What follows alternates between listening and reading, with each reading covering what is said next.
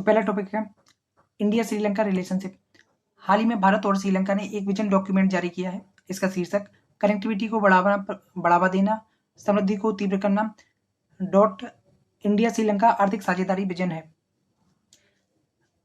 इसके अलावा दोनों देशों के मध्य कई समझौतों पर भी हस्ताक्षरित हुए हैं, जैसे कि श्रीलंका में यूनिफाइड पेमेंट इंटरफेस मतलब यूपीआई आधारित डिजिटल भुगतान सेवा की शुरुआत करना। दूसरा है त्रिकोमाली में नवीकरणीय ऊर्जा और आर्थिक विकास परियोजना हेतु भारतीय रुपये को व्यापार के लिए मुद्रा अर्थात व्यापारिक मुद्रा के रूप में यहाँ पर नामित किया गया है।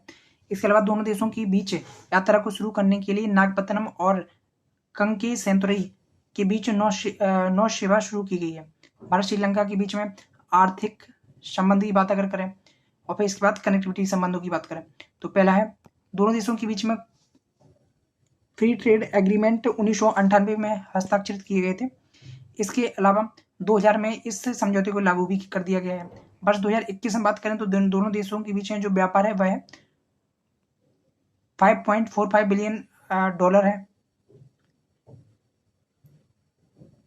कुल द्विपक्षीय वस्तु व्यापार के साथ भारत श्रीलंका का सबसे बड़ा व्यापारिक भागीदार भी था।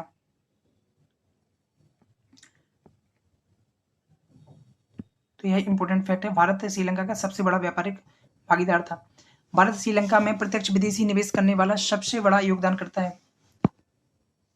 तो प्रत्यक्ष विदेशी निवेश करने वाला सबसे बड़ा योगदानकर्ताओं में से एक है। हालांकि सबसे ज्यादा इन्वेस्टमेंट कहाँ से आ रहा है? चाइना से।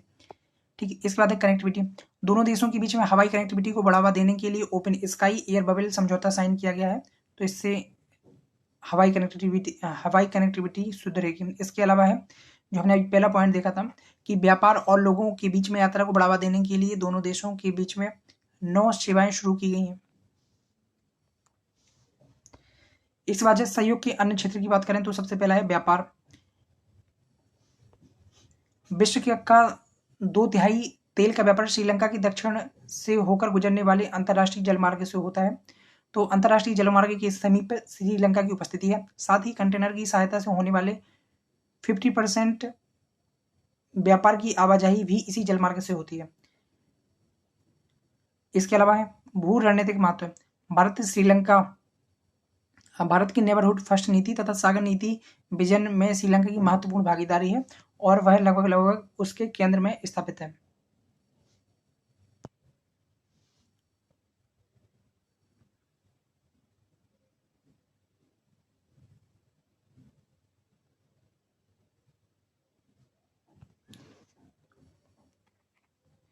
इसके बाद सैन्य महत्व। श्रीलंका अरब सागर और बंगाल की खाड़ी में स्थित है। यहाँ से भारतीय नौसेना के बेड़े दोनों ही भौगोलिक सीमाओं में प्रवेश कर सकते हैं। इसके अलावा सांस्कृतिक महत्व की बात करें, दोनों देशों के बीच में मित्र शक्ति नामक एक सैन्य अभ्यास और स्लाइनेक्स नामक एक नौसैन्य अभ्यास आयोजित किया जाता है। सांस्कृतिक महत्व की बात करें, दोनों ही देश ऐतिहासिक और सांस्कृतिक संबंध साझा करते हैं। बौद्ध धर्म इन दोनों देशों के बीच में एक मजबूत आधार है। श्रीलंका में बड़ी संख्या में तमिल आबादी निवास करती है। भारत में तमिल लोगों की साथ इसके घनिष्ठ संबंध है। इसके अलावा भारत ने हमेशा श्रीलंका की जब भी कोई समस्या आई है, संकट के समय में हमेशा मदद की है। उदाहरण के लिए 2022 के आर्थिक संकट में भारत की भूमिका, तो कौन कौन सी भूमिका निभाई थी? सबसे पहले भारत पहला ऐसा देश था जिसने IMF में श्रीलंका को वित्तीय मदद और ऋण भुगतान का समर्थन किया। दूसरी बात है भारत ने श्रीलंका को मुद्रा स्वैप और क्रेडिट लाइन्स सहित खाद्य और वित्तीय सहायता में लगभग $4 बिलियन की मदद दी है। तो टोटल कितने की? $4 बिलियन की भारत ने मदद की थी। भारत ने श्रीलंका को ईंधन और खाद्य और उर्वरक जैसी अनेक आवश्यक वस्तुओं की खेप भेजी है। भारत ने श्रीलंका की सरकार IMF और पेरिस क्लब के साथ गहन वार्ता की है। इस वार्ता के परिणाम स्वरूप ही ऋण राहत और वित्तीय सहायता को अंतिम रूप दिया जा सका है।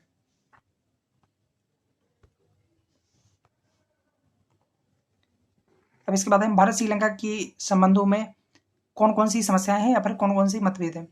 तो सबसे पहले विश्वास की कमी।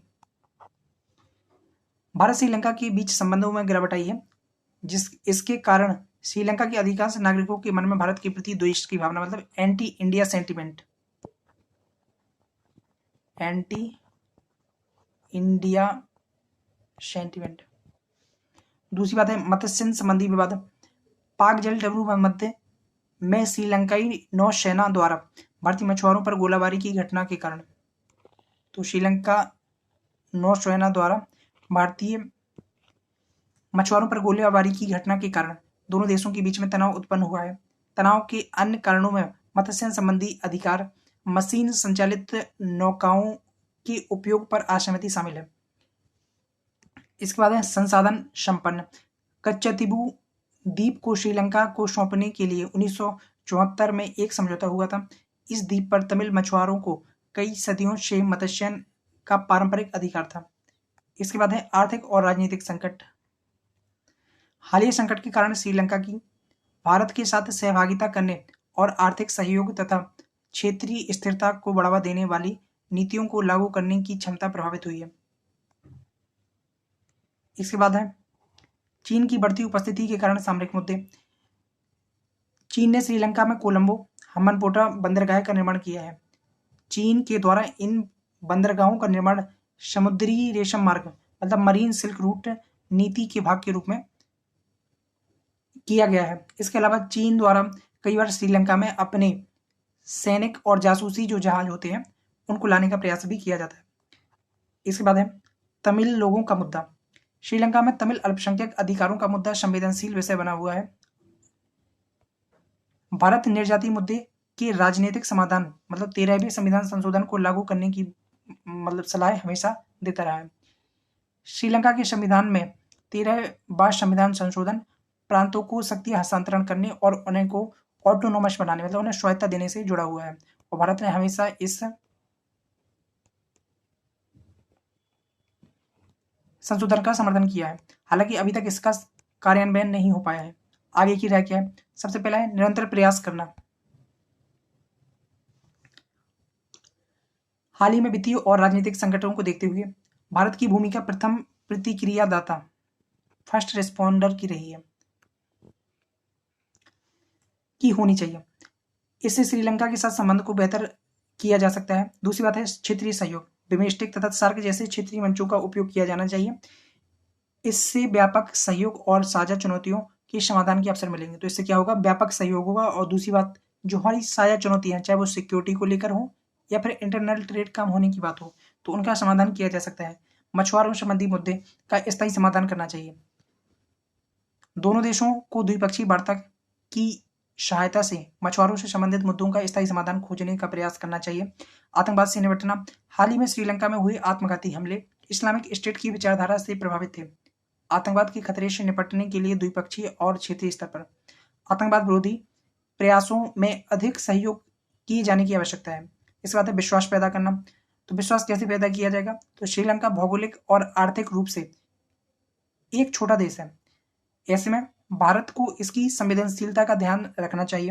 भारत को यह भी विचार करना चाहिए कि श्रीलंका में भय और संदेह को कैसे कम किया जा सके। इसके बाद है पीपल टू पीपल संपर्क। तो यह कैसे किया जा सकता है? तो सांस्कृतिक आदान प्रदान, पर्यटन और शिक्षा को के सहयोग को आगे बढ़ाकर पीपल टू पीपल संपर्क बढ़ाया जा सकता है। इससे दोनों देशों के बीच के लोगों के बीच में सद्भावना और समझ को अधिक गहन रूप दिया जा सकता है।